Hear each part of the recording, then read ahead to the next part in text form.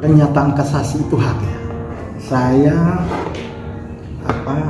tidak menanggapi soal urusan kasasi itu. Itu hak dia, hak hukumnya.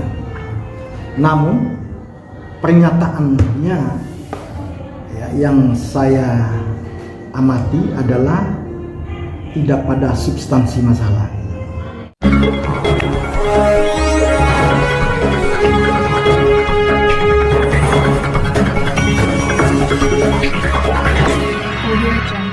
Terkait kasasi KMA oleh Isapri ini, bagaimana tanggapan Mas Hukum Bang itu?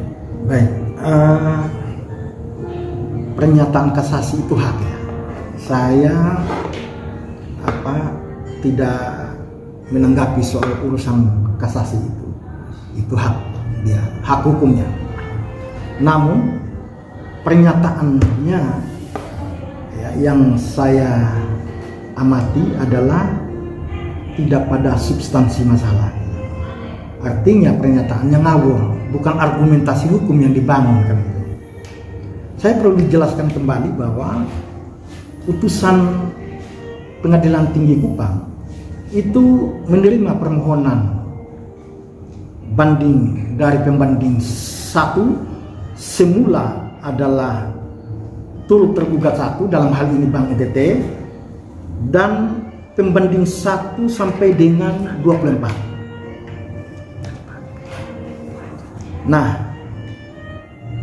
dan membatalkan putusan Pengadilan Negeri Kupang nomor 309 garing PDT-G garing 2022 garing PN-KPG tanggal 8 November 2023 dimohon oleh pembanding.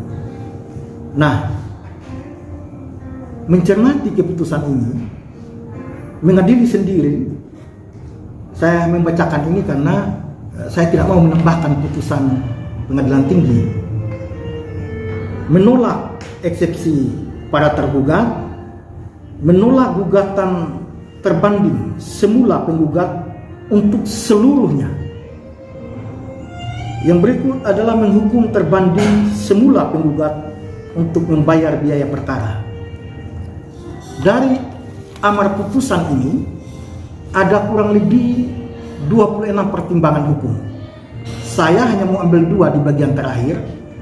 Saya juga mau membacakan supaya tidak ada penambahan atau persepsi dari pertimbangan hukumnya.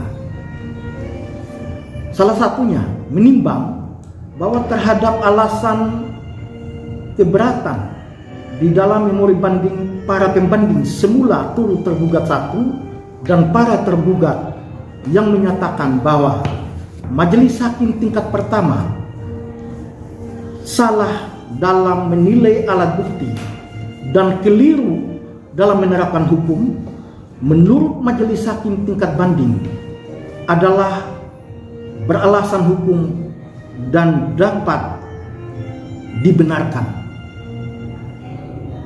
Karena dari alat bukti yang diajukan di persidangan sebagaimana telah dipertimbangkan di atas, bahwa pemberhentian terhadap terbanding satu semula penggugat sebagai Direktur Utama PT Bank Pembangunan Daerah NTT yang diputuskan di dalam RUPS LB tanggal 6 Mei 2020 dan tertuang di dalam akta notaris tanggal 6 Mei 2020 serta di dalam keputusan Gubernur Nusa Tenggara Timur pemegang saham pengendali PT Bank Pembangunan Daerah NTT nomor 160/HK/2020 tanggal 6 Mei 2020 telah sesuai dengan prosedur yang ditentukan di dalam Undang-Undang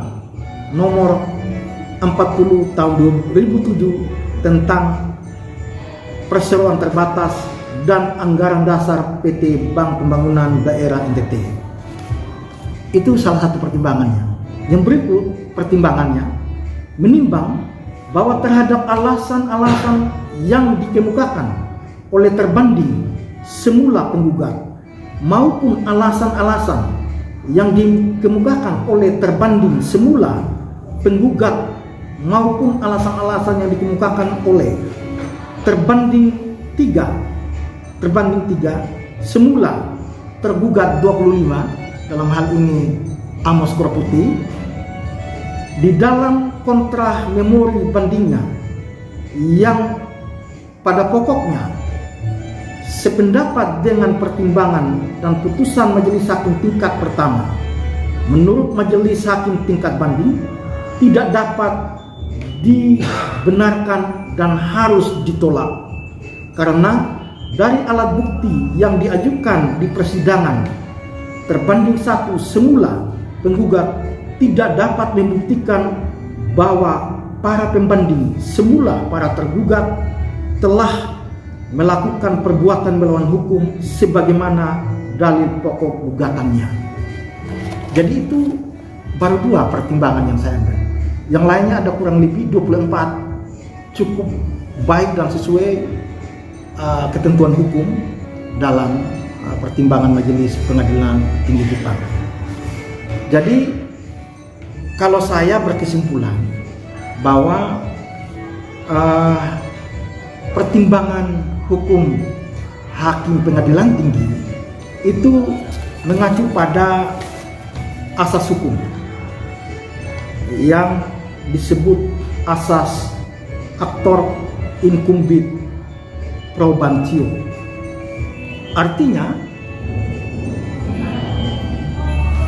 bahwa penggugatlah yang wajib membuktikan dalil gugatannya, sehingga karena tidak mampu membuktikan maka tentunya jangan mengharapkan lebih banyak, karena itu juga dari awal mulai fakta persidangan, proses persidangan sampai pada kami nyatakan banding itu menjadi alasan kami sampaikan ke memori bandingnya. Terakhir mungkin saya ingin menyampaikan pantun atas perhatian publik di dalam perkara ini.